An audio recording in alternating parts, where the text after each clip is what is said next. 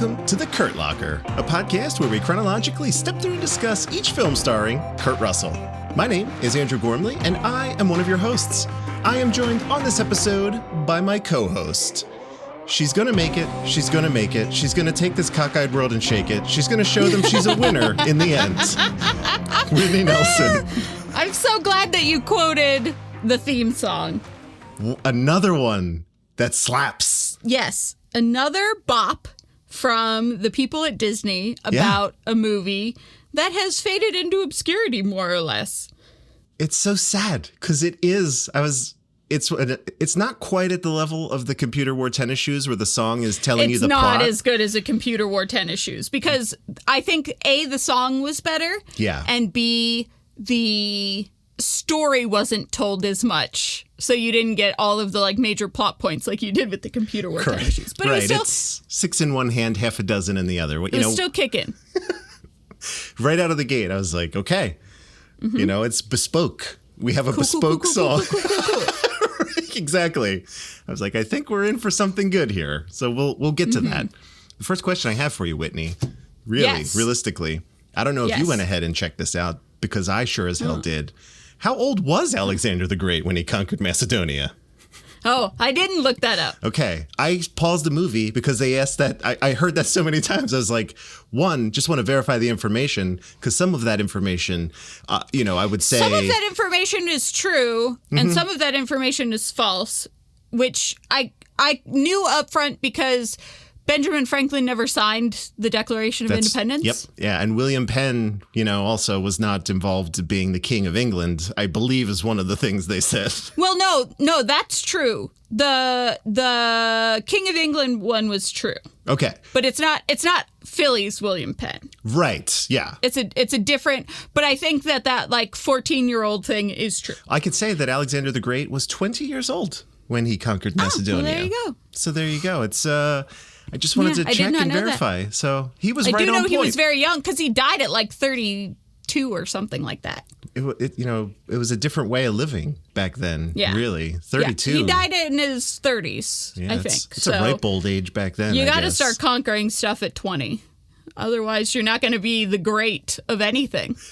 Yeah, just the average. And bad news for everyone who's in their late 30s like I am. Oh, no.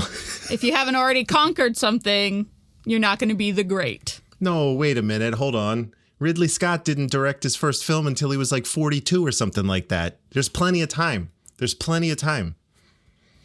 Yeah, I mean, yes. Yeah.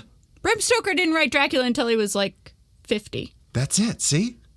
Right? I'm not saying that the best is yet to come. Talent and success can't come later in life because I 100% fully believe it can't. I'm just saying being titled Andrew the Great is probably past for you. I mean, going down in history's footnotes as Andrew the Great, I think maybe you missed your window there. You don't know how many more podcasts I have lined up after this one. It better be a lot. Yeah. Hey, if you want a footnote in history that titles you the Great, you better have a lot of podcasts up your sleeve. Hundreds of episodes as of yet to be determined, but we'll get there. It'll be fine. Whitney, housekeeping and contact info is chock full of surprises this week. I want to get to it. Is it? We have to talk about some of this though. We need to unpack a lot of this together. So let's just get to that.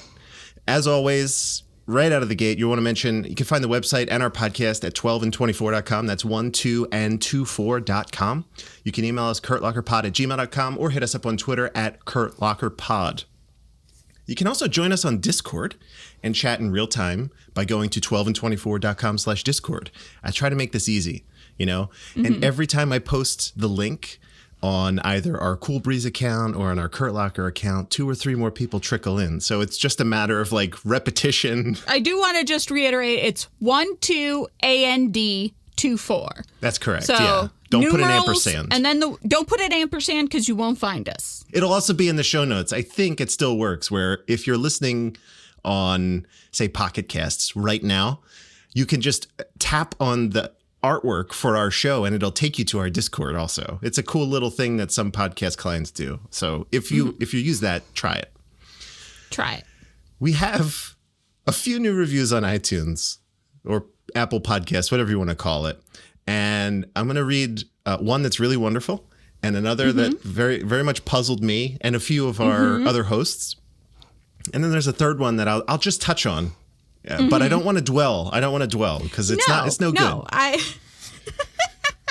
We don't want to. I don't talk to clouds on a sunny day. You know what I'm saying, Whitney? Exactly. Okay. I know exactly what you mean, Andrew, and I'm right there with you. Okay. I got to temper my laughter. Hold on. Here we go. I got to take a deep breath. Okay. This review comes from our loyal listener, Claire. I just snort laugh. I'll raise the volume. It'll be fine. I'll mute myself. All right. It'll be no, great. loyal listener Claire, go. She's go.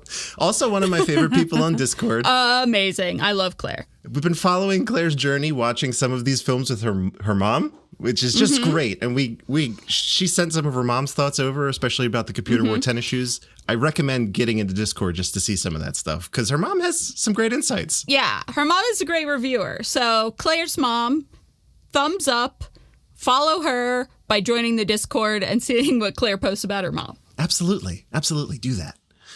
Okay. So Claire's review says this. I followed this creative team from their previous podcast, which was a Keanu Reeves watch through. Let me editorialize and say that's Cool Breeze Over the Mountains, 12and24.com/Cool Breeze Over the Mountains. Just get closer to the mic for any editorializing. They continue to provide humorous takes and takedowns of movies in general and offer insight into what it means to be a movie star. Plus, you get to hear random trivia on all manner of subjects as the movies spark wide-ranging discussions. Claire, you're the best. We love you, Claire. Mwah. Claire, you're the best. Whitney, I will put that whole last compliment squarely on your, Lindsay, Eric's shoulders. The random trivia on all manner of subjects. That's very much your domain, Eric's domain, Lindsay's domain. So that's all you. Take that one. We know a lot. All three of us know a lot about very weird things. Yeah. That's a we great don't know thing. a lot about everything, but like the things we do know a lot about are very specific and niche, and you might not ever come across that information until we go on a tangent. You learn stuff. It's the best. Yeah. Okay. Next up is another review. I will say this. It's a 5-star review. Very brief. Yes. And very puzzling. Great 5-star review, but also what? The title of this review is Great Show.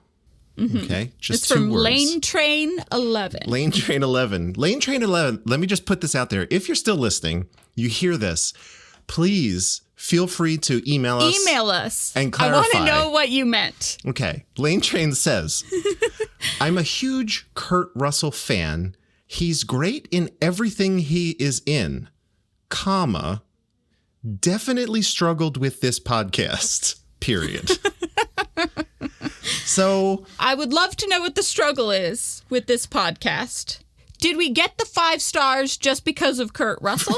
I'll take it if that's the case. I'll ride on Kurt's and the rest of the coattails. podcast didn't do it for Lane Train 11, which is fine. But also, why do we get 5 stars just for Kurt Russell? What are you struggling with, Lane Train 11? Whether it has to do with this podcast or not, email us. Let us know what you're struggling with in life in general. If you're struggling outside of, even if it's outside, if it's with work, just let us, we'll talk through it on the podcast. What else are we doing here? I have a hypothesis, Whitney. Let me run this by you. We got, I would say just friction, static, maybe, whatever you want to call it. I don't want to say we got shit. That's too much. However, yeah, that's too strong of a language to use. Early on, when we were reviewing Keanu's films, a lot of people that you might describe as like Keanu stans, right? Got a little irritated with us for speaking the truth, which is that some of those early films were not very good. We're not here to say that all of these, how do I put this diplomatically? If I wasn't interested in the work of Keanu or the work of Kurt, I wouldn't be doing this. Here. Yeah. Right? 100%. And 100%. as an extension of that, I also want to look at it critically and not Yes. just as someone who thinks everything the guy does is great. So Right. it's a little challenging if you're on the other side of that fence where you do believe everything he does is great. And thus far, I think Whitney and I are in agreement that every performance that Kurt has done is great or very, very good. Outstanding. They've all been outstanding performances, but that doesn't mean he's been in great material. Right. So that's just try to keep that in mind as you're following along. And I do understand that can irritate people when they feel like we're just being negative or we're just coming down on stuff. No, we're here because we love Kurt Russell or we love Keanu Reeves just as much as the next guy. Probably more because we're making a podcast about them. Right. It's a lot of time. But we are also people interested in storytelling and how the stories are being told. And if we don't like it, we don't like it. And we're going to be honest about that. So I do think take it with a grain of salt in that none of this means we love Kurt Russell or Keanu Reeves any less than anyone else who's a fan. Yeah. I think it's good. I think it's But actually not all probably work good. is equal. Nobody has had a flawless film career, I think. No one's had a flawless career. Correct. Just in general, at a high level. If you've had a flawless career from age 18 to now, email us because I want to hear about it. Yeah. You got to let us know. And what have you been doing? How does that work? Because I need some tips.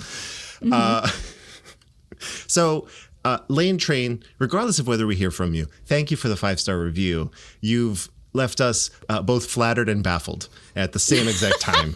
Which are two feelings I did not think. You're an enigma. Yeah. And we appreciate you. Perfect. And then finally, we have one review of a lesser star rating from Nikki. I don't want to this is the one I don't want to dwell on. And I didn't even copy paste the review. I just want to say, Nikki, Nikki wrote that she bounced after 1.5 episodes for reasons that I believe, that I could be wrong, that I believe are out of your control and my control, right?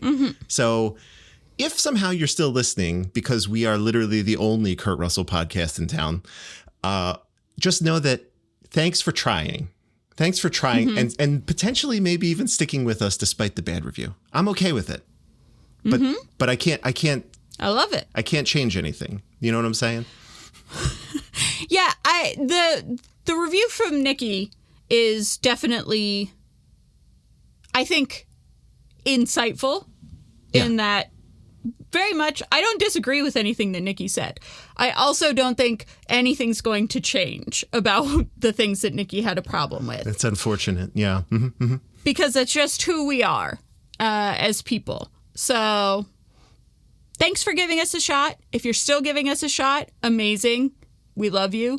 If you bounced, appreciate you giving us a chance. Yeah. Hey, that's all I can do. That's all I can do. I will just say we are not going to temper either our enthusiasm or our joy. There you go. Perfectly. Well put. Well put.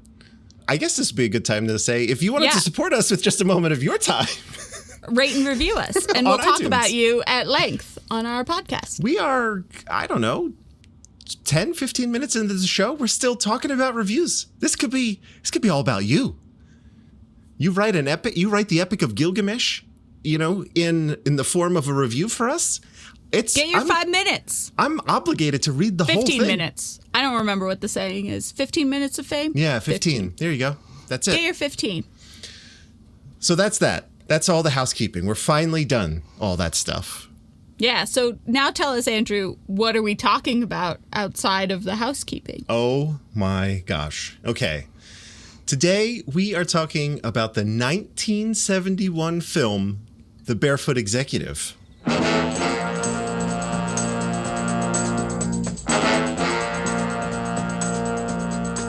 He's gonna make it right to the top. That crazy moving, grooving kid who just won't stop. He's gonna rearrange the good old status quo and get it all together with the things he's got to know. He's gonna make it. He's gonna make it. He's gonna take this cockeyed world and shake it. He's gonna show them he's a winner in the end with a little bit of luck and a little bit of barefoot friend. The plot synopsis from IMDb is: a young man who finds himself in the mailroom at a TV network wants to move up the corporate ladder but finds himself stymied by his selfish boss. By chance, he discovers his neighbor's chimpanzee has a knack for picking successful TV programs. He uses the chimp's programming skills to land himself a job in the programming department of the network. Wow. This movie was written by Joseph L. McAveety. He was the writer of our last film, The Computer Wore Tennis Shoes, and directed by Robert Butler, who was also the director of The Computer Wore Tennis Shoes, and he also directed The Secret of Boyne Castle or Guns in the Heather, whatever you want to call that. Gun in the Heather, yeah. Yeah. So, you know, all right, Disney, it's the Disney team. They just keep bringing these guys in. Co-starring alongside Kurt are Joe Flynn, Harry Morgan, Wally Cox, John Ritter. John Ritter. Looking dapper. What a handsome devil he was in this film. Little baby John Ritter. Jack Bender and Heather North. Whitney, before the critics and the audiences, I just have a small aside here. Yes. Have you ever heard someone's voice and you're like, I know this voice and I can't quite place it, but I've heard this voice before? That was Heather North for me while watching this movie. And sure enough, she was the voice of one of my childhood crushes growing up, Daphne from Scooby-Doo. Oh!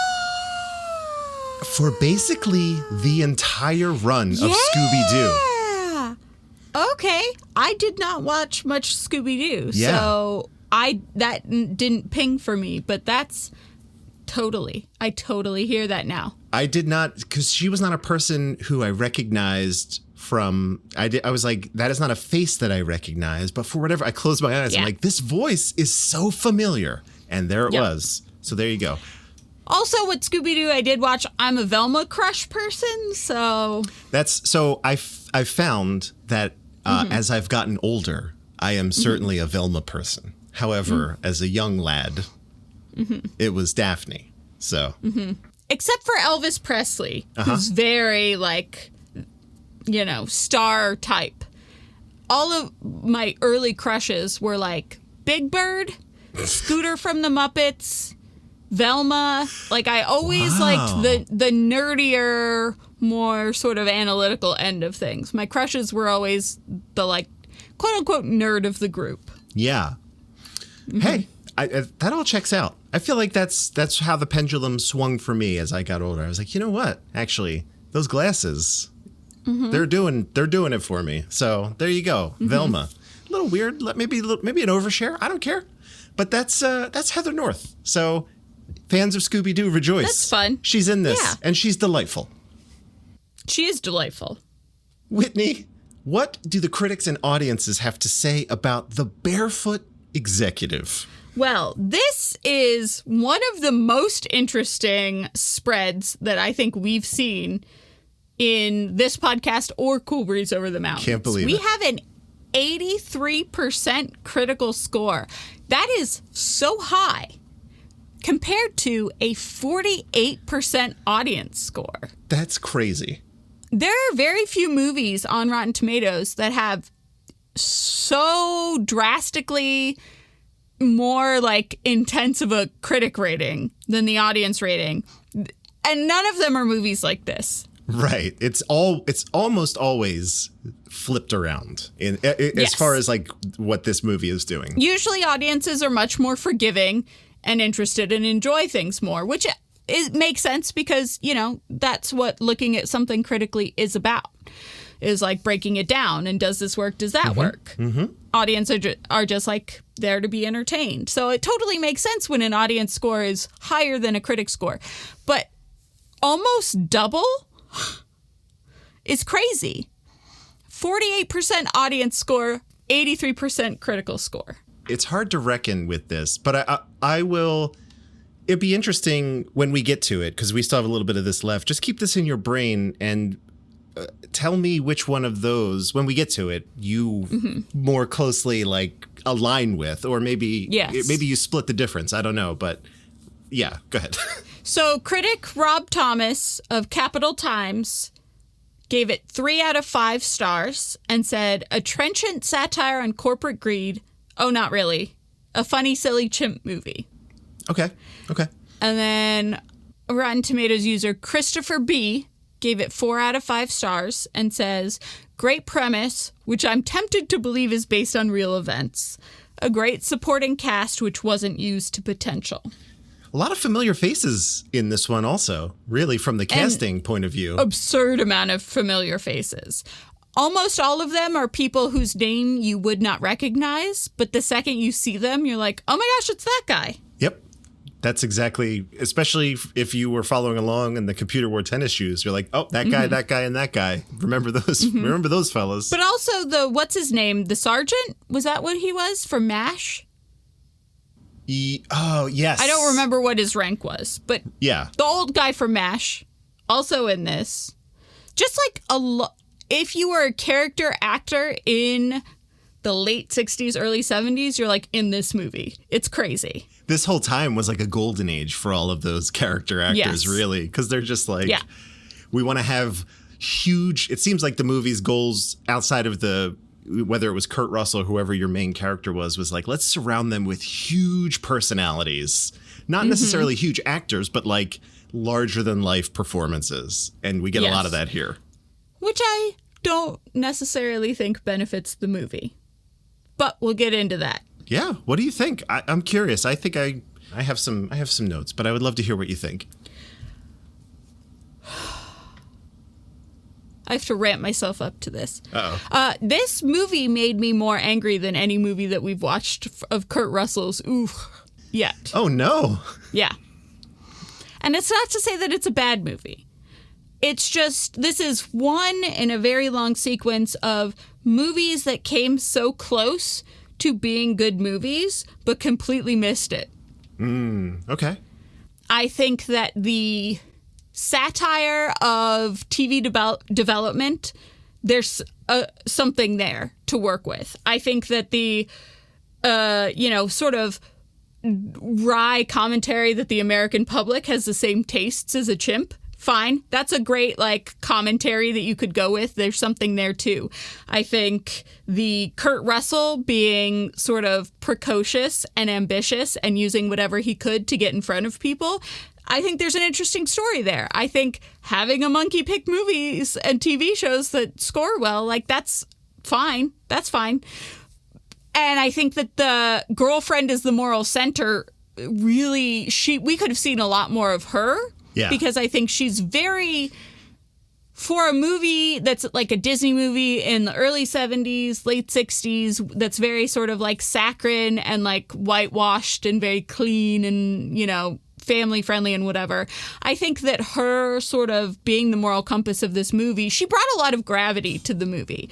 I think that she was very rational in what she forgave Kurt Russell for and what she didn't forgive him for and why she did or did not forgive him.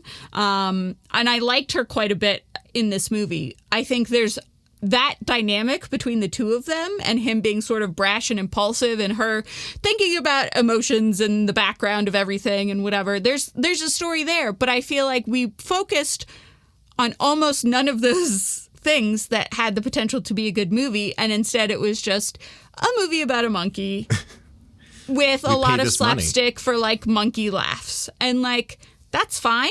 I didn't hate it. But there were so many times where it bordered on an interesting take, and it missed every time actually following through on it. So I felt very frustrated in this movie because it's sort of meandering in the plot and what the object of everybody's characters are. And we spend about what felt like 60% of the movie on a ledge with two people being silly and slapstick. Yeah. They got the most out of that set. And that made me so furious because it had nothing to do with the movie, the plot. It was two characters you didn't care about. And why are we focusing so much time and attention on them being wacky and whoa when there's other stuff going on that's more interesting? Absolutely. They could have cut 15 minutes right there. Just this. Easily. Yeah. Easily. I also think there's not enough Kurt Russell in this movie. I think that the making it sort of a wacky movie about a chimp made it focus less on Kurt Russell. And so he had less character depth as a result. Mm-hmm. And I think the good guy who has ideas and who wants certain things and is ambitious and is not morally, like, ambiguous. He has a moral compass. But, like, where he's willing to draw the line on the moral compass, that's an interesting story. And I think could still be a funny, slapsticky Disney movie. But I think it focused so much on the, like, hey, we've got a trained chimp who can wear an outfit and blow raspberries, that it didn't get into any meat of anything. And again, that's not why anyone's here. No one is watching the Barefoot Executive for a story with meat on it. But it danced around meat so much that I was, like, left wanting. That's a great quote. It danced around meat so much that you were left wanting. Mm-hmm. Yeah. I can't disagree with you on really any of the points. Mm-hmm. I feel like I was a little bit more forgiving of this because... So I specifically pointed out when I introduced it that this was a 1971 film. And for me, you wouldn't think that the difference between a 1969 and a 1971 film was that different. But I feel like I'm already seeing the comic sensibilities get a little bit faster in this one. Like, the one thing that got me, again, I like the dumb stuff. So, like, they reused almost the same exact thing that got me the first time, where, like, we see a scene happen and then moments later there's a picture of the scene in the newspaper, and I'm like, okay, it didn't hit quite as hard this time. And again, knowing that it's coming from the same writer and director, I'm like, oh, okay, that's a trick in the old pocket they use. Yeah. But the one, for instance, the one that I liked was one of the executives has like a paper delivered to his house. It goes behind the bushes. He's like, the paper boy's like, come pick this up. They run over his bike by accident. And he's like, I got to deliver these papers. And it just cuts to a scene of this, like, car swerving back and forth with papers across flying out of the windows. Yeah. And no explanation. They didn't dwell on it for too long. But I was like, that's funny. That, like, that's kind of, and I don't mean this in a disparaging way, if it sounds like this, that reminds me of, like, Family Guy. Like, I could see, like, if Seth MacFarlane watched that, he was like, I like that. I'm going to use the shit out of that in my stuff. These little cutaways. So I think the comedy was a little bit more refined. Again, I use refined only in reference to what we have been watching thus far. The addition of John Ritter alone makes this movie much, much funnier. I think he's a great physical comedian. He's a great presence in this movie. He is incredible in this movie. Yeah. He plays the role of slightly antagonist, but mostly wet blanket. Yes. And it's something that I'm not used to seeing John Ritter. I'm so used to seeing John Ritter as, like, a good, wholesome John Denver-y type of person that it was fun to see him as sort of like a brown-nosing wet blanket sort of a character. It was fun. He did an incredible job. He really, like, knocked it out of the park with this one. And I think that his work with Kurt, when they're in the same scenes, they played off each other very well. Yeah. That's the kind of thing. I think it's Disney. I don't know how I should have actually looked into it. I don't know how often John also worked with Disney, but I feel like he probably could have or did have a huge career. I do think, and I'm not 100% sure if this is true, I think this was John Ritter's his big screen debut. Oh, wow. That would be great. I mean, what a way to appear, I think this is the first movie John Ritter is in. Yeah. I don't know if that's factual, so. I mean, he certainly is. He looks maybe a bit older than Kurt in this, maybe a few years, give or take, but, roughly coming up at the same time. So I thought he was very, very good. So on the one side, I see these like little things that I'm liking about just the evolution of movies and comedy and stuff like that. Then they do some very wacky stuff also. Like basically anytime anyone's up to some shenanigans, it's like they're wearing a black coat and a black hat. Like you're like, oh, okay. We still need to fall back on some of these tropes just to let you know like, oh, they're going to be getting into some stuff here.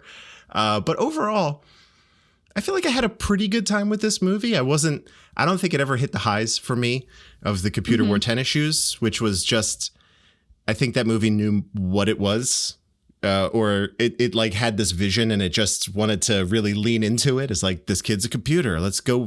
What are all the weird possibilities that could lead to? Here's a montage, 20 minutes of if a kid was a computer, let's go.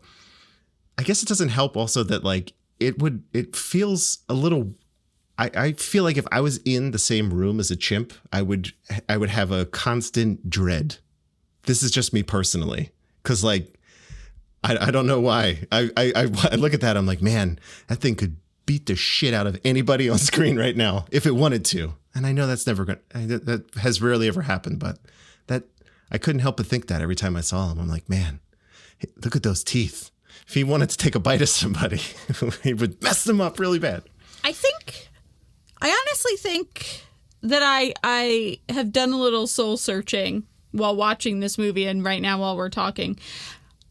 I think I have something against movies starring chimps, which was very big in this time period. Yeah. Huge thing with like trained chimps in the like late 60s, early 70s.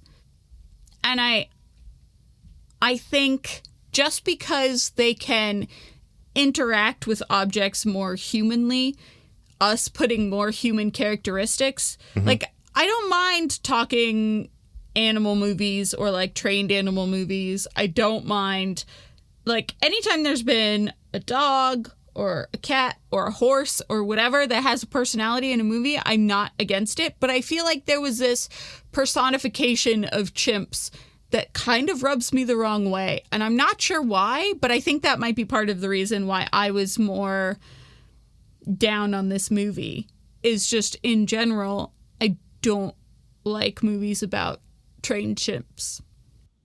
I could get that. And I had joked about this last week. It's like, oh, it's a monkey. It's my number one film. And that's, I don't believe that to be the case. And I feel like I was even saying that through the lens of, because I can't tell you the last time I actually watched a movie that had a real chimp or primate of any kind in it. Really, I actually can't think of one. And it did feel a little weird to like go back and be like, oh yeah, he's basically a prop, like anything else in this movie. Seems like I assume that the animal welfare people were there. I don't know how far back that goes, where they had people watching to make sure of that. But I'm sure maybe Disney, more than some other studios, might have taken that into consideration. Don't assume that. Well, I feel like they mention it Disney in the movie. Actually has a bad reputation. With animals? Animals. Oh, no. Well, see. So the scene with the lemmings in their like sort of Discovery Channel Planet Earth kind of documentary that Disney did, they shoved a bunch of lemmings off a cliff and sort of created the mythos that lemmings will follow one another even into death. Oh. But they literally shoved all those lemmings into the ocean. Oh, no. I don't like that. That's rude. And I don't know if they killed them or not, but they definitely did something that the lemmings were not naturally born to do. And they talked about them as fact to the point where people think that lemmings act a certain way and the like mythos around them is totally different than how they actually act. And I don't know if any of them died, but they literally just did it for like effect. Huh. Yeah. So I'm also assuming that monkey was not harmed in any way. Yeah. But I also think the fact that, like you said, I think it's the fact that they're a prop. Like a horse or a dog or a cat is either, I just feel like the monkeys, because they have more human behaviors. Yeah, he could get up and change the channel. They trained a monkey to do that. That's it's crazy. But it's not different than like teaching a dog to bark on command and look intimidating when he's really not. But because they look more like people, they use them more for different kinds of things. But it's still it's the same as having a dog that like Cujo jumping up on the window and baring his teeth. It's the same thing as a monkey changing the channel, but we put so much more personification into the monkeys that they shouldn't have, and I think maybe was a detriment to chimps. I think like that sort of thing is why Michael Jackson had a monkey. Was because we gave them, not that animals don't have personalities, because 100% they do. But I think ascribing a human awareness to a chimp and then making it do all of these tasks is different to humans than making a dog do those same things. And so I think we maybe put monkeys through more to get to that point. I really haven't thought about it until this movie and this moment when we're talking right now. So I'm working through my feelings live on air, essentially. It kind of makes sense because the one thing that I thought was kind of interesting that happened in this movie is like, and I this is me not really knowing anything. So again, please feel free to correct me. But like, they had a pet shop in this movie where they're selling a chimp in this pet shop. And I'm like, was that actually the case? Like, I know that it was the same chimp, right? Like there weren't multiple chimps running around in this movie. Anytime they had to do like a switch, it was just camera trickery to be like, oh, it's, whatever. But I'm like, is that what we were projecting at the like? You could just go buy a chimp, Yeah. Hey, do you want a monkey? Go buy one, That's interesting. I would never thought in any capacity that you would just be able to walk into corner pet shop and purchase a chimp. But me, I don't know. Again, I have no idea about any of that. So it's an interesting thing to ponder over, though. Maybe I'll have to write that down. Yeah. Look into that, noodle over that. Claire seems to know a lot. Claire. Yeah, Claire, you know a lot of things. What was the state of purchasing monkeys in 1971 America? I'll need that report on my desk tomorrow. No, don't. I had a couple other thoughts just really quickly, and they all kind of come back to like some inspiration or some comedy things, which again, I thought some of the stuff in this comedy-wise was a little bit more subtle, but I liked it. It wasn't beating us over the head with monkey funny. Yeah. They had that one discussion where they had like staked out his apartment and they had found like a tree, like a banana tree or like some, some arrangement. And then they're trying to decide if like bananas are brain food. And it's a lot of time spent setting up what is a very subtle joke, which is in the very next scene, we see a man eating a banana. Like, and I was like, okay, it wasn't a guffaw, but I was like, okay, a lot of setup. And I was like, it's like a 7.5. You know what I'm saying? It's not, you didn't stick the landing on that one. And then how it ramps up completely to the Justice Department getting involved in this whole charade, I thought was pretty funny. But again, that falls back on older humor. So again, this movie, very uneven for me in terms of what it was trying to do, I guess. And then the last thing I have, the head of the network, the guy who's yelling all the time, if he wasn't a direct inspiration for J. Jonah Jameson, at least in the movies, I don't know. It would shock me if that wasn't the case. I'm spacing on that actor's name right now who plays. It's the one from MASH. Yeah. And then and then who plays him as J. Jonah? I can't remember that guy's name. He's amazing in everything. I love him. That makes me so mad. Why can I not remember his name? To the IMDb Wikipedias. Who's it? I did think it was very funny that all of the TV execs, except for Kurt Russell, were the exact same, like, spectacles frame, the, like, thick black plastic nerd Yes. glasses.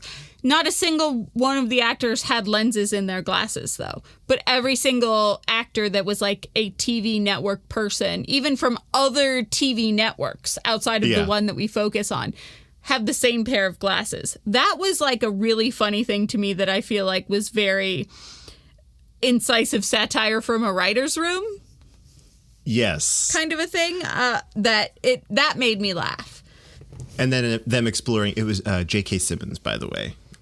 J.K. Simmons, yes, that's his name. He's a great actor. He said, call your mother when he won an Oscar. That's right. He did do that. Yeah. What a guy. What a guy. Yeah. The thing with the network execs and essentially there was like hints of collusion and things at the end that didn't quite, some weird stuff there that like they brought in like the Federal Communications Commissioner or something like that, and all of the heads of all the different stations, and they were like, we're sharing information that's not available to the public or whatever. And I will say though, I loved the guy who I think works for another network who was coming in and was sort of like the devil whispering in people's ears, and all he did was call the head of the local network to say congratulations every time he had a bomb, like a show that didn't do well. He was like, hey, congrats on the new show. And the only other thing he did was go to the head of the whole network and say, Kurt Russell's going to get your job. You got to be careful. He's going to raise through the ranks and take over for you. And that set off the whole next, like, he's sort of an inciting event for a lot of powerful people in this movie. And he has almost no other lines outside of his little, like, whispering in the ears of people. Yeah. I liked him a lot. I thought he was very interesting as a character and very funny, and just his little tiny bit part where he's, like, feeding sort of chaos. He's like a chaos agent. We need more characters like him. Where in he's just movies. sort of sowing discord and then disappearing again. He's like the Loki of this movie, and I loved that. Nice. Well put. That's exactly if you needed a modern reference, Loki is kind of right on. It hits the nail on the head there. So that's good. Mm-hmm. In technical work for this movie, for me, I loved the score. The score is very good. Just like a groovy bass. Yeah. With occasional like drum or like sax stingers. It's mostly just sort of like a it's not quite spy movie like bass, but it's a funky sort of, there's some intrigue in the bass, but it's mostly just like 70s funky bass that like has a leisurely pace to it. And then sort of around the things that happen in the movie, there's like a little horn or a little like bell or a little drum riff that's just sort of accentuating the point. But the bass is very funky, and I was really into it. It's true.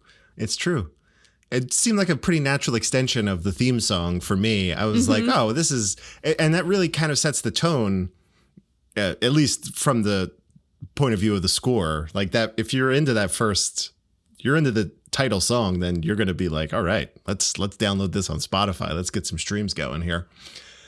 I like what I'm seeing here, cinematography wise, where the past couple movies we've seen where we had any kind of movement or cars or anything like that, some of them were very clearly like a screen, like a projection either behind them or a screen. Yeah, a lot of like rear projection type stuff. Yeah, this certainly, there were several scenes where we're following Kurt on a motorcycle. That's really Kurt, and the camera mounted on a car or something. Motorcycle is perhaps a little bit grandiose of a term for what Kurt Russell was driving. It's more like a motorbike. Yeah, like a bike, a motorbike.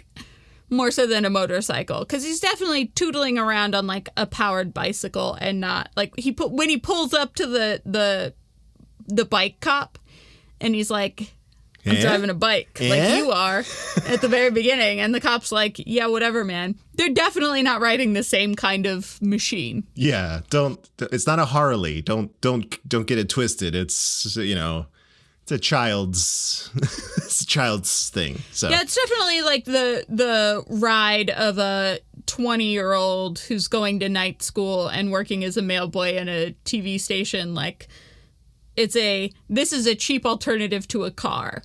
Yeah. Kind of bike. Not I pay barely I anything like for motorcycles kind of a bike. Yeah.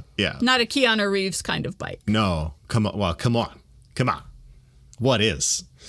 I did appreciate that the just a little bit more dynamic. Some of these I don't know if I didn't keep track of the cinematographers or the directors of photography for these, but it seems like the technology is either moving forward or they're pressing forward on, let's get these cameras doing more than we did before. So it's just from someone who is like a fan of movie making. I really like that. They had the camera that was following the car that was swerving back and forth on the street.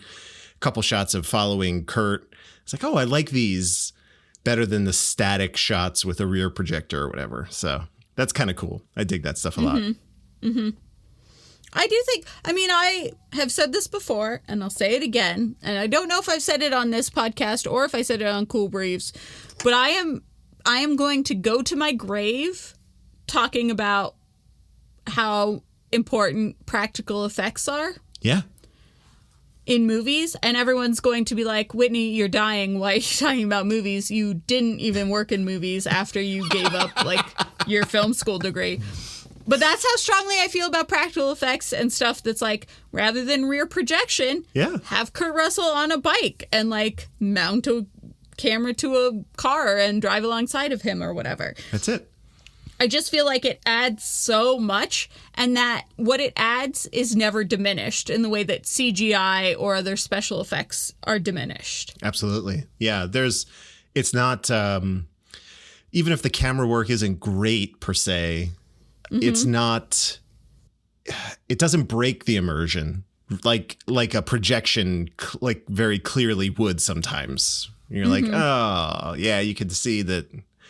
It's just a thing you notice. You're like, oh, the depth of field's all wrong, or why is it so bright back there? The lighting isn't quite right. All those things. So yeah, like a person never having seen The Labyrinth before has the exact same movie watching experience today as they did back when The Labyrinth came out, and that's because it's all Jim Henson practical in-camera effects. Even when like the baby's crawling like on the ceiling stairs, it's doing that like Escher print sort of thing. Yeah. All of it was practical, and so all of it looks the same now as it did then. But I just rewatched the second Kingsman. Oh, yeah. And while I still like that movie because it's very camp and very funny. Oh, yeah.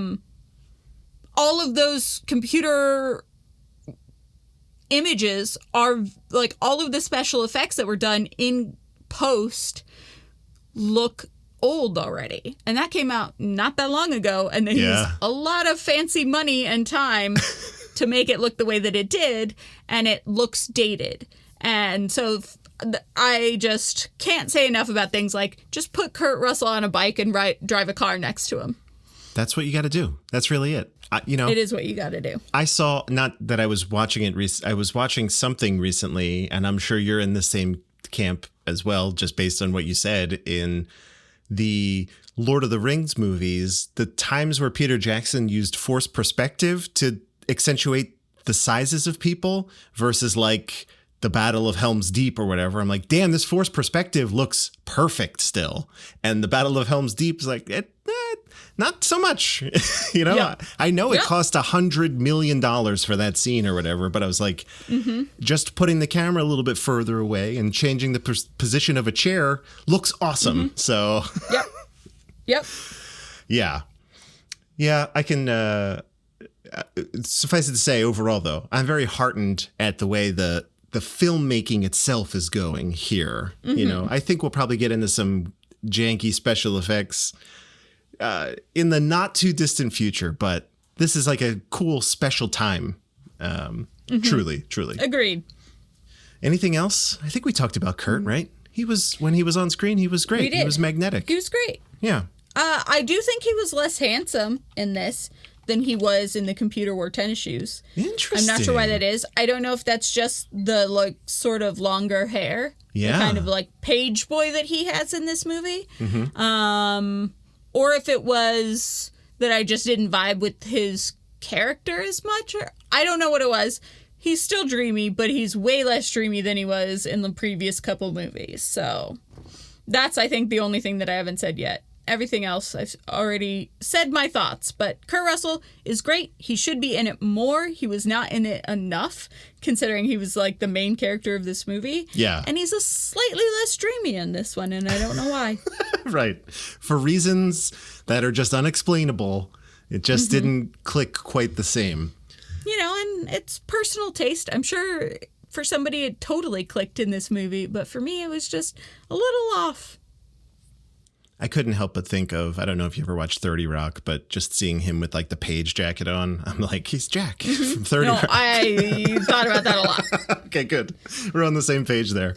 Yeah. That's my go-to for a Page now. It doesn't matter what I thought of before or after. If I see a Page, I think of Jack McBrayer. That's where we are. Yeah. Okay. I think I'm going to be interested to see where I guess overall, the one question I had before we get to the sponsor here, so it sounds like you're probably more in line with the audience here than the critics. Correct. Yeah. I'd say I'm a little bit warmer than the audience, but an 83 feels very high for this film. I would say too high. Mid to high 60s maybe for me. And that's Okay. only being generous with just, again, like appreciating it as a filmmaking endeavor. I like that kind of stuff. Again, I kind of share all the same critiques you have. Again, we could remove 10 minutes of this movie that's just ledge. Will they fall off a ledge humor? The ledge scene doesn't even need to be in the movie. Right. It's just... It adds nothing to the plot or to character development or to anything. It's just wacky hijinks on a ledge of a building that you could literally pluck out and change zero of the movie. Other than it's shorter and snappier and is better. Exactly. So they did spend quite a large amount of time. The reason Kurt wasn't in this is either because of a monkey or people plotting against his character. So I feel like if we spent less time with people plotting, we just saw the outcomes of those plots against him versus like the ideation of the plots, that might have boosted this even further for me. But as it stands right now, I thought it was like fine. Far better than some things we've already watched. But also just fine. Also, you're getting into the recommendation part. We're not there yet. Okay. Yeah. Oh, yeah. I'm not going to do that. Let's talk. Yeah. Don't jump ahead. All right. I can't do it. Yeah. All right. Strike that from the record. Strike it. Pretend you haven't heard anything. Let's pay the bills, Whitney. Let's pay the bills. I have talked about Backblaze a lot already. I feel like I've talked about Backblaze a lot. It's actually only been like 2 or 3 episodes. But probably, I don't know, 50 to 60 minutes over those past 3 episodes, right? I don't know. It seems like these ad reads go on for a long, long time to me. But I will say this. I had, I won't name names, but I had someone let me know that at the very minimum, they didn't sign up for our other sponsor. But they were like, at least the ad reads are very, very fun. So I'll take it. I'll take the compliment. That's something that both of us have worried about because we allow the ad reads to take us on a long tangent. And I know that both Andrew and myself have been like, are we going too far with the ad reads being freeform? Right. Sometimes longer than the deep dive of the film. Who knows? Who knows? So, let us know if they get annoying. But I think we try to keep it light and fun. And it does very much help to keep us out of the red which is, I'm not trying. Look, I would love to be a full-time podcaster. Whoa, holy shit. Give me back that dump truck of money up to my house right now. And Whitney's as well. Whitney's coming over. Yeah, obviously. If there are dump trucks of money going around, please do visit me. I have a couple addresses you need to hit along the way. So let's talk about Backblaze really quickly. This one will be fun, but more informative than anything. Okay. I'm talking about $6 a month. You could back up your entire computer and everything plugged into it. So it's not just what's on your hard drive. If you're the person that has an 8 terabyte or a 10 terabyte hard drive plugged in because you like to save a lot of photos or listen to a lot of music or do whatever, maybe you're a professional, you're a video editor, you make your own podcast, all that stuff. You got to back that stuff up. Maybe you're a musician. Yeah. Music takes a lot of memory. You got to back that up. I mean, your first line of defense should be the hard drive that's plugged into your computer. But God forbid something goes wrong. You have an electrical surge or something and it fries all your stuff. If you have Backblaze and you've backed it up off-site, you're good. You're down for as long as it takes you to just download your stuff again. And that is like a very comforting feeling for me specifically, because I have some like mission critical stuff that if it were to go away, I'd be very sad. And maybe I would have to go to court or something like that. So, I got to have that backup stuff in place. Backblaze sits in your taskbar on Windows or your menu bar on Mac. It just backs up in the background. You don't actually have to do anything. It's just up there or down there. It's like, hey, I'm running. You're backed up. Everything's good to go. $6 a month. That's all it takes. I have 42 terabytes of data backed up. People seem to not want to believe that. So I just have the receipts. I just have a screenshot. It's sitting in my downloads folder right now. I'm like, boom, there it is. Boom, there it is. Proof, proof, proof, proof. If you need the receipts, email us. We'll send them to you. I have them. I got them. And when I say we, I mean Andrew, because I still have not signed up for Backblaze and still am not backing up my data like I should be. I know. I have pandemic brain and also I have ADHD, so like it's hard. It's okay. I understand. Look. But I should, and I know that I should. And you should too. All I'll say, you go to 12and24.com/Backblaze. That'll take you to our page where you could sign up. It'll give you 15 days for free. You could just download it and test it out. In that 15 days, let's say you had a super speedy internet connection. And in 15 days, you were also able to back up 42 terabytes of data. Backblaze would actually let you do that during the trial period, just to show you that they're not messing around. Because I had to ask about that. I was like, is there a limit, an upper limit to the backup size during the trial? And they're like, no, because most people at the end of the trial want to become customers. So why would we make it harder for them? And I was like, that's a very smart, that's very smart. It's smarter than me. So 12and24.com/Backblaze, 15 days free. And then after that, if you want to have peace of mind, you could pay $6 per month. We're talking, 3 coffees? Or maybe 1 coffee if you're a fancy coffee drinker, but like 3 from... Which I am. Right. So I just make coffee at home if I'm not going to drink a fancy coffee. Right. If you're doing all sorts of espressos and foams and lattes, it's only 1 coffee a month. But if, maybe it might be 4 or 5 cups of Folgers. I don't know. I don't know what your life is. No judgments. I love all coffee. Do that. 12and24.com/Backblaze. Get peace of mind. Get backed up. I think that might be the best ad read they've ever had. I feel like. Yes. Maybe. I'm sure. They have never had a better ad read. It's not like they gave us a script. Maybe you will go down in history as Andrew the Great because of that ad read. Because of he was known for just the quality of his ad reads. That was what was great about him. So there you go. His anecdotes were second to none. Whitney, I think that Wikipedia has a very good plot synopsis for the Barefoot Executive. Maybe a little too much information, but I'm okay with just going down this list. And if anything sticks out to either of us, we can call it out. But this will do just fine for us. So I'll go. I'll go ahead. Here we go. Crack my knuckles, loosen up here, do some lunges. Let's do this thing.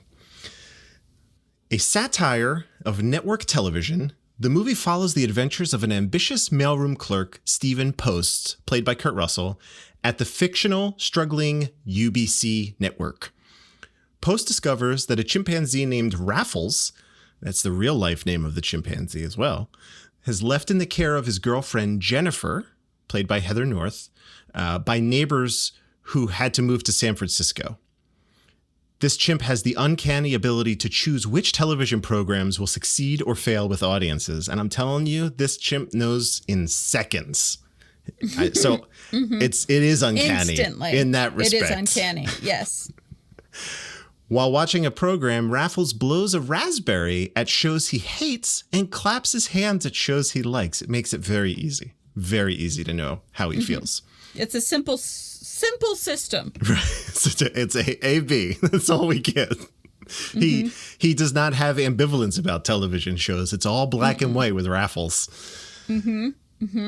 Post smuggles the chimp into the UBC building when various programs are being previewed for executives and watches as the chimp gives his vote from the projection room. The first program that receives Raffles' approval is a movie named Devil Dan. Post tells the programming executive that Devil Dan will draw large audiences. The executives disagree and choose not to program the movie. Yeah, no, they're like, we already know Devil Dan is garbage. And I'm like, why are you bringing this up in the first place then? If every single exec knows that Devil Dan is garbage, get rid of it. You shouldn't even Why are we still debating? Yeah, why did we even waste any time? It sounds like they did the network and market research. I don't understand. Regardless, the executives do disagree. They don't program the movie.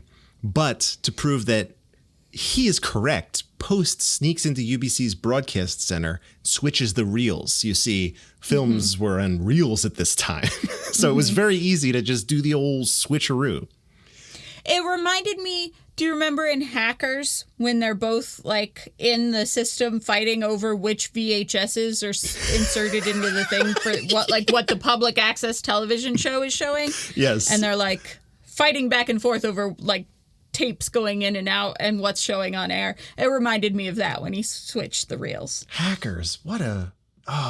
It's been a minute, but God, I wonder if that movie holds up. Have you seen it recently? It does not hold up, but Shit. it is almost more charming for not holding up. Yeah, because of by its very nature. It's not necessarily problematic. Okay. And it's not holding up. So like it's just like, that's not how technology works. Yeah, watch it. If you haven't seen it recently, watch it. Yeah, it's great. It's so good. Fun. Matthew Lillard is a tour de force. The executives are outraged when Devil Dan airs, right? But Post is proved right. The movie propels UBC to the first place. When the morning number ratings come in, he's right. It's like, oh my God, everyone loved it. It was genius. I will say that was actually pretty funny. His boss, the guy whose job he eventually takes, that was another thing where he's like walking into the office and they're like, wow, great job, sir. Really stroke of genius. And all the guy does is say, thank you. Not really knowing what. So clearly clueless as to what's going on or why people are saying it. He just accepts the praise and is like, why is everyone saying this to me? But I deserve it. Yeah, it's like quite right. The movie sends them to first place, as we said. Post successfully masks the chimp's abilities as his own and rises to vice president of the network, taking over the job of the guy we just discussed, who was receiving all of this praise. However, this also creates suspicion and resentment among some of their executives, mainly because they believe Post is too young to merit the title of vice president. That's another, I just want to interrupt real quick. That's another subtext that this movie could have gone with that is interesting, because there's multiple monologues about why can't a young person have interesting ideas that are viable, and the whole... how old was Alexander the Great when he conquered things? And how old was Benjamin Franklin when he did this thing he didn't actually do? And it's a huge theme in this movie of just because he's young doesn't mean he doesn't have something to say. that 100% could have driven a very interesting movie and still was not like the major plot point of this. It's interesting. I think the most interesting part of what you said there is that like the people that were clearly involved in the decision-making process of where the movie goes are very much the people they're lampooning. You know what I'm saying? Mm-hmm. So they don't want to explore that young people have good ideas. They're like, no, that means I won't have a job anymore. So you hate to see it. You hate to see it. Steven, it looked like he was receiving an Emmy, if I'm not mistaken. That something. It was like TV personality of the universe or whatever. He when he receives this award, he is mistakenly identified as the president of UBC, and this sets off a J. Jonah Jameson-esque character who's like, no, sir, this young rapscallion isn't taking my job. So, fearing that Post's seemingly miraculous abilities will make their own jobs obsolete, unnecessary, the network executives attempt to discover his secret. Okay. I love how they describe him as a toady. One toady, okay, Toady. This is played by John Ritter. Sees a bunch of bananas in Post's apartment, which leads to a humorous scene where the executives are seen eating bananas as they believe that the idea of a New Guinea tribe considered bananas to be a brain food. Let me go ahead and say, there's a whole paragraph on this banana thing, and it was not that big a plot point in the movie. No, Truly. It was a very minor, fleeting plot point. I don't know why. It wasn't even I wouldn't even say it's a plot point. No, should we? No, I'm not going to take on extra work and help these Wikipedia fools out. Nope, not going to do it. Don't do it. That is a dark hole that you do not want to go down. Sisyphean? I don't know what how you would turn Sisyphus into a... Yeah, all right, well, there you go. That's what that is. Jesus Christ. Using a spyglass to peer through his apartment window at night, this toady, played by John Ritter again, discovers the chimpanzee watching television with Post. Upon spying the chimp going to the refrigerator for a beer during the commercial break, all of the executives realize the chimpanzee is truly the one. This is the brains behind the He's operation. pulling the strings, right. If he can drink a beer, right. He must be clearly the key. He's the kingpin behind this whole situation. Fearing the realization that America's favorite TV programs are being picked by a primate would spell the end of television, the executives decide to steal the chimp and return it to the jungle. Whitney, I believe this movie takes place in California. If I just had to take a guess, just based on the weather. Yes, ostensibly, I also believe that, but they don't place it in any kind of location. Where's the nearest jungle that a primate might live? South America, maybe? Mm-hmm. Interesting. Okay. I guess we'll get there in a second. Will Banks. Definitely South America is the closest jungle. Sure. I'm going to skip this next part because it's infuriating that the banana part had like 5 sentences and this piece that we were talking about with the ledge just has 1, when realistically these places should be swapped. It's a massively larger part of the movie just from like screen time. Yeah. The banana gets 15 seconds maybe Tops, of screen time for the joke, and this ledge gets like 30 fucking minutes. Son of a bitch. It made me so mad. I messaged Andrew while I was watching it, and I was like, this ledge scene is interminable. It's like, well put. It's a 50 Cent word, too. Here's what happens. The executives just try to steal the monkey. I could sum this up in a sec. They try to steal the monkey. They go out on a ledge to break into the apartment. It does not go well for them. One of them falls off, not to his death. They end up getting locked out of the apartment and stuck on the ledge, and one of them falls. Yeah, but he's okay. He lands on...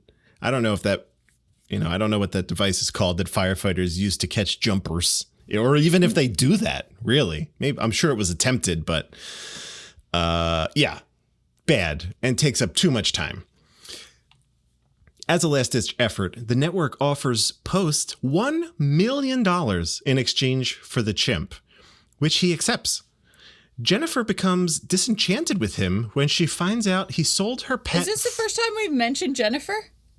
She's been a major character in the movie, yeah. So it's weird that Wikipedia is only just mentioning her now. Yeah. She's the love interest of Kurt Russell. Hashtag justice for Jennifer. Come on. Yes. We got to get her in the first. She's the moral center of this whole gosh dang movie. That's unfortunate. I don't like it. It is not accurately portrayed in Wikipedia. Let me help history. here. Jennifer, this loving, supportive girlfriend who really Slash fiance who loves Kurt Russell's character Steven just the way he is, okay? Becomes disenchanted with him when he finds out he sold her pet for money without her consent and breaks off their relationship. Rightfully so. Yeah, come on. What the fuck?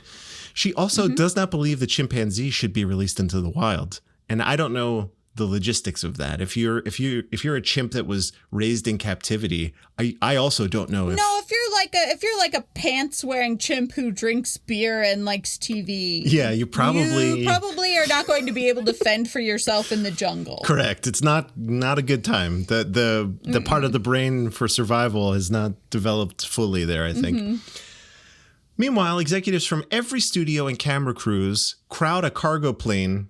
Well, okay, here's what happens. He accepts. They're like, I'm going to sell this monkey. We have these camera crews. Everyone from the studio shows up to this cargo plane. They're like, we're going to load the monkey into the cargo plane, and we're going to parachute drop him into the jungle, and it's going to be great. So as they prepare, it says right here, they're going to the Amazon. It all checks out now. That's a very long plane ride, by the way, from any part of California.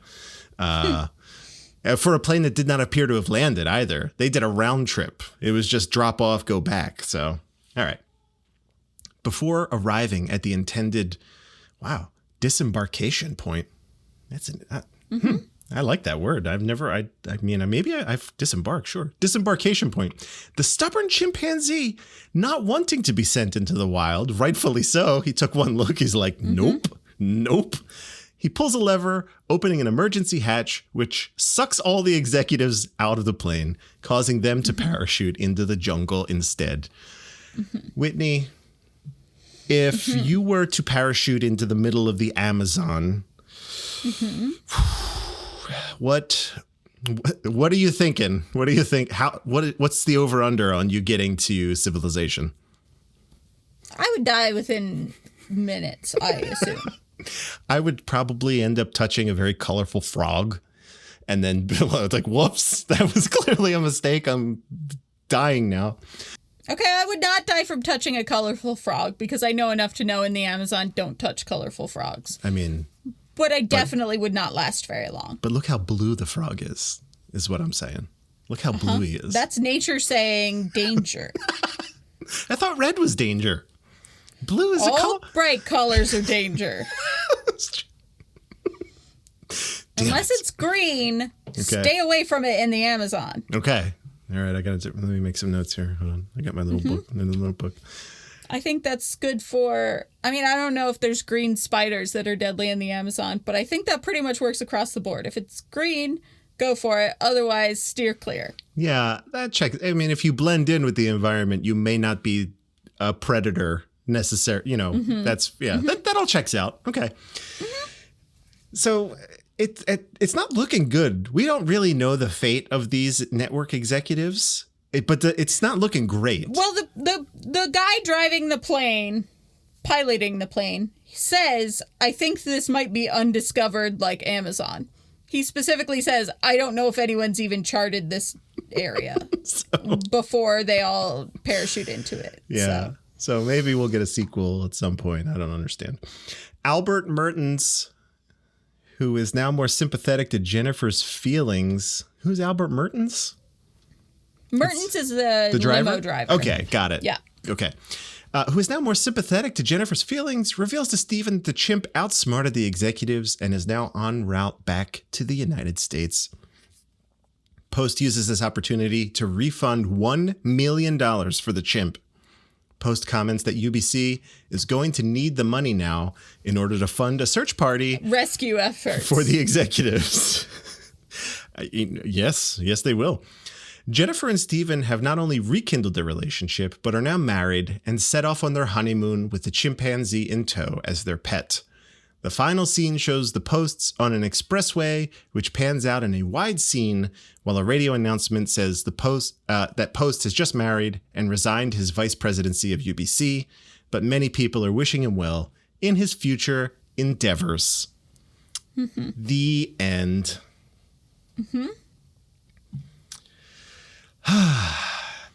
I'm very curious here, Whitney. We've had some movies that were just not really well put together or not really well thought through or quality-wise didn't work out. This movie is like in HD. You know, you could find it places. So it's closer to the Computer Wore Tennis Shoes in a lot of respects than some of the previous movies. So everything we've talked about, are you recommending this movie? I do not recommend this movie. Interesting. Okay. Andrew, do you recommend this movie? If we had a little bit more space between the Computer Wore Tennis Shoes and this, I might. Just for some of the comedic bits. But as it stands, as it is currently, I do not recommend this movie either.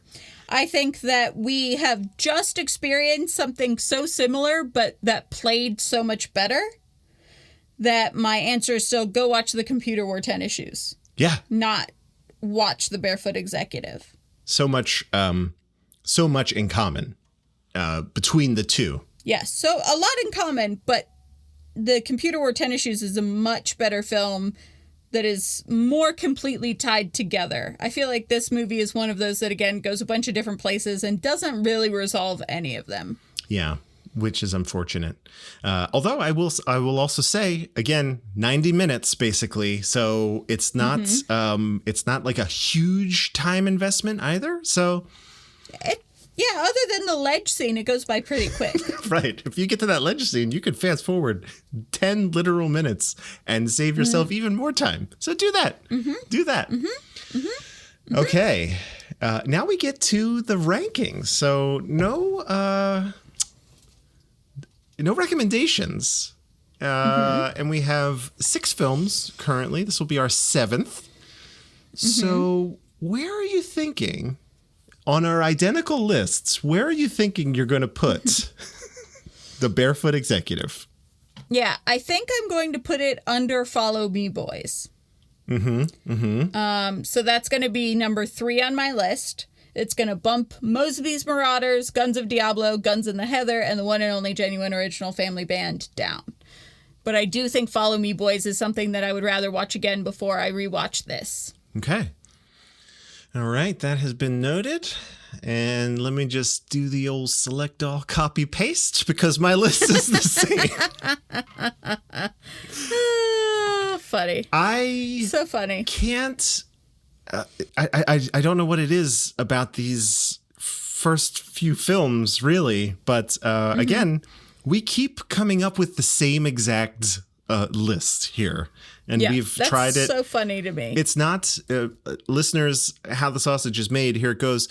Whitney and I don't really discuss, beyond like a few quips here and there, we don't super discuss the films before, like, right now. I will text him occasionally something like this ledge scene is interminable. Yeah. But when John Ritter first came on screen, I messaged him, "Ooh, little baby John Ritter." Which is great. We'll quip or whatever. Yeah.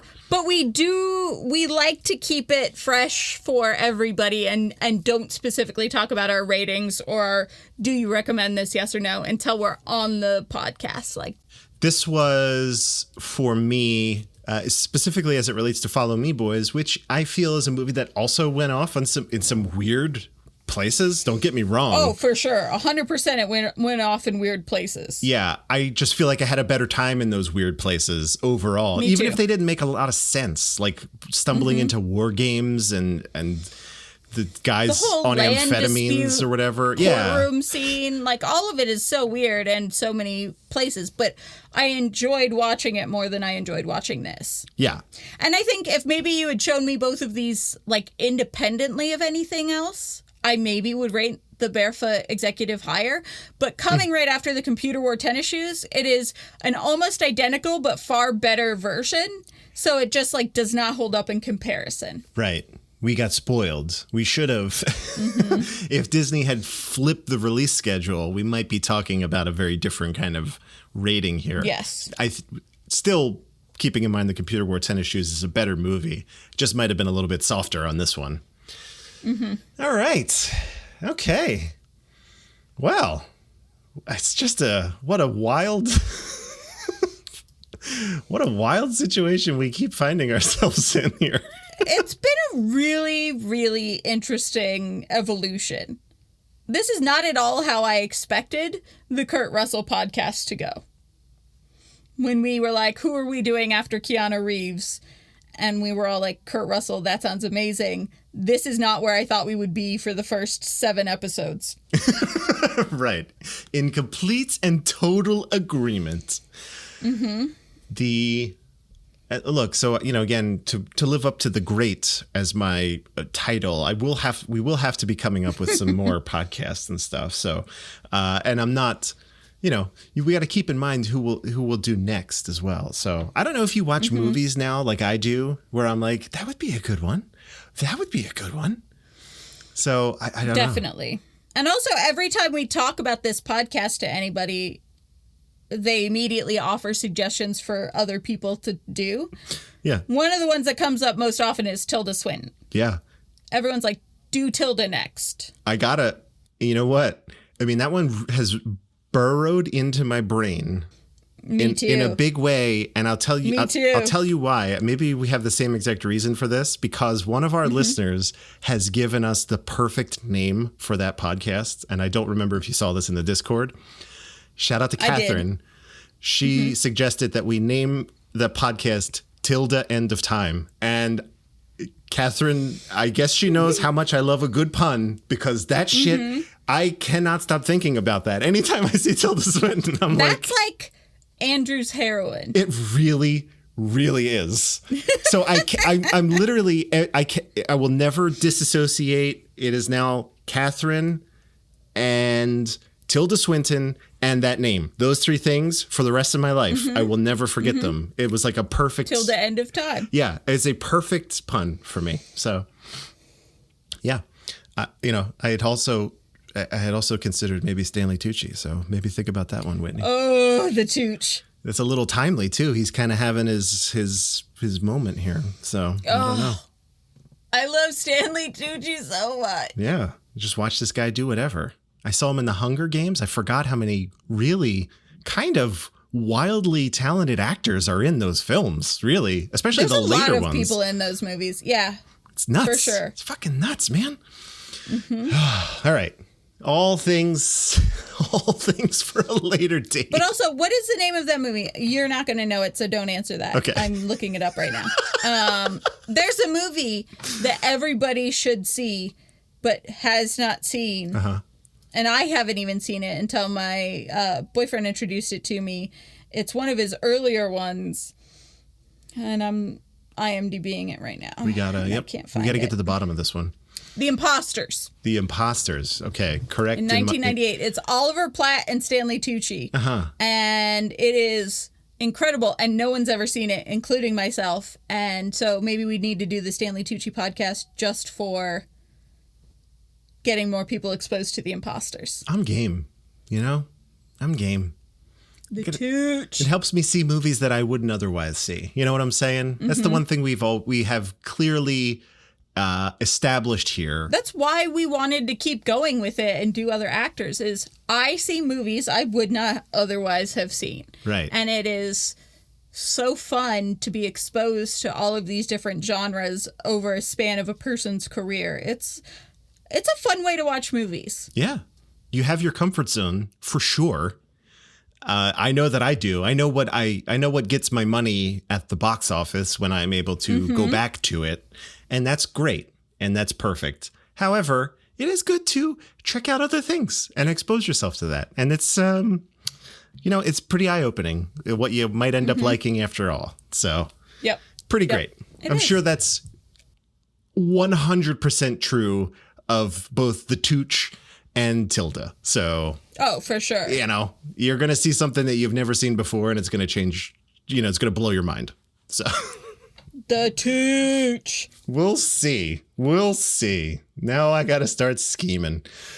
The Tooch is a great name for a podcast, by the way. Just it's very memorable. It's short. It works. I'm sure the domain's available. The Tooch. Next week, Whitney will be walking us through our next film, which I believe neither of us have seen, called Fool's Parade.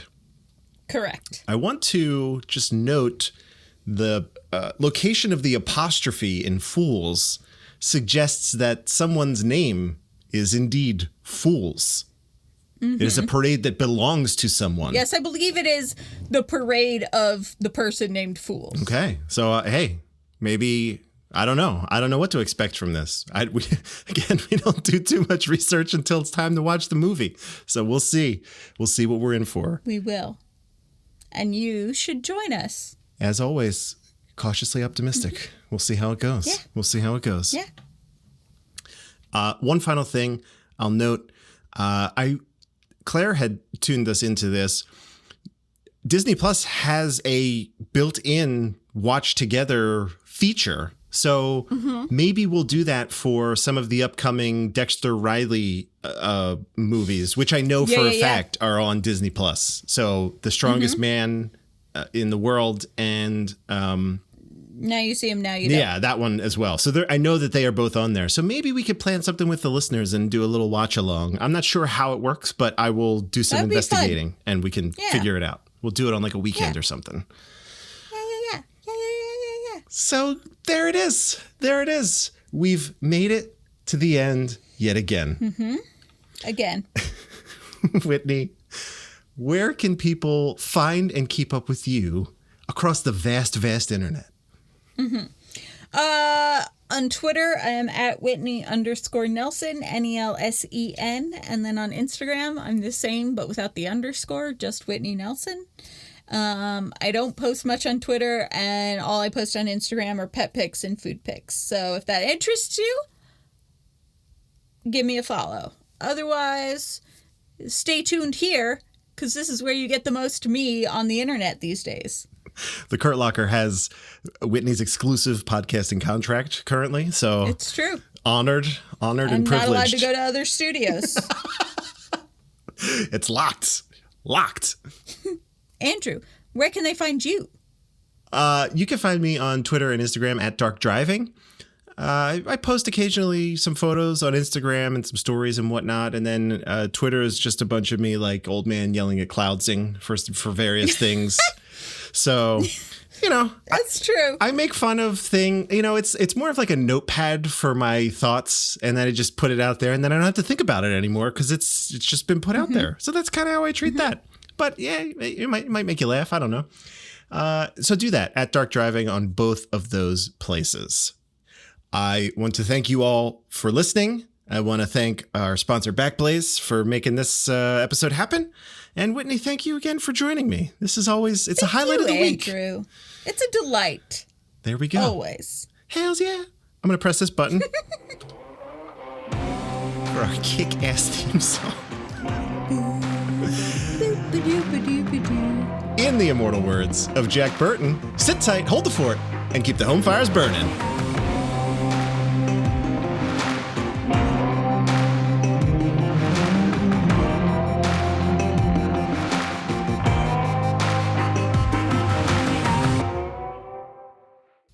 Oh, you let it run longer, and I heard the vocals for the first time ever. Yeah, it's not much, but it's all he does is basically repeat that. It's cool. It's like a 2.5 minutes, or was it three minutes? It's a 3-minute song. That's just the first time you've ever let it run that long. I hadn't heard that part yet. I'll send you the song. You can have it too. You put it on for. You went for a run the other day. I saw you went for a run, so you could put on the Kurt Locker theme song, and it pumps you up. I did go for a run in the first time in like 2 years. It was bad. It was not fun. I like to run. I wouldn't say that. I don't like to run. I don't trust people who do like to run. No, it's just the most effective thing that you literally can't cheat at. Like if you stop running, you're walking. Yeah. You know if you're running or not. You can't like pretend you're running when you know you're not running.